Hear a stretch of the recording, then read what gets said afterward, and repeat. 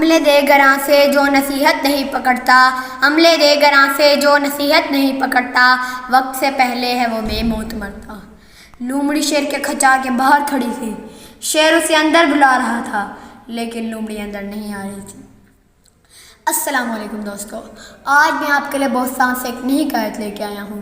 حضرت شیخ سعدی رحمۃ اللہ علیہ فرماتے ہیں کہ ایک شیر بہت بوڑھا ہو گیا، وہ اس سے چلا ہی نہیں جاتا تھا، وہ شکار کیا کرتا۔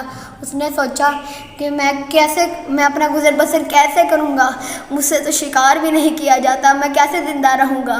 اچانک اس کے ذہن میں ایک منصوبہ آیا۔ اس نے منصوبے کے تحت جنگل میں یہ مشہور کر دیا کہ میں بہت زیادہ بیمار ہوں۔ جانوروں نے اس کی یہ خبر سنی تو آہستہ آہستہ جانور اس کا پتہ لینے آنے لگے۔ جو بھی اس کا پتہ لینے آتا، شیر اس کو چیر پھاڑ کر کھا جاتا۔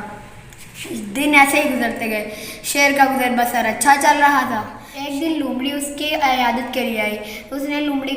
شیر نے لومڑی کو کہا، بے لومڑی، خیال آ گیا میرا، اب بڑی جلدی آ گئی، آؤ تمہیں چائے پانی پلاؤں، جنگل کے حالات بتاؤ، اپنے حالات بتاؤ، کیا چل رہا ہے آج کل۔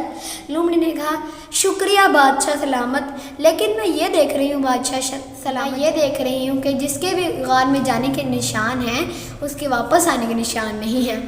حضرت شیخ سعدی رحمۃ اللہ علیہ نے اس واقعے سے ہمیں یہ بات بتاتے ہیں کہ جو شخص دوسروں کے تجربوں سے فائدہ نہیں اٹھاتا، اسے نقصان اٹھانا پڑتا ہے، اور جو دوسروں کے تجربوں سے فائدہ اٹھا لیتا ہے وہ بھی لومڑی کی طرح کامیاب رہتا ہے۔ عملے دے گناہ سے جو نصیحت نہیں پکڑتا، عملے دے گناہ سے جو نصیحت نہیں پکڑتا، وقت سے پہلے ہے وہ بے موت مرتا۔ اللہ حافظ۔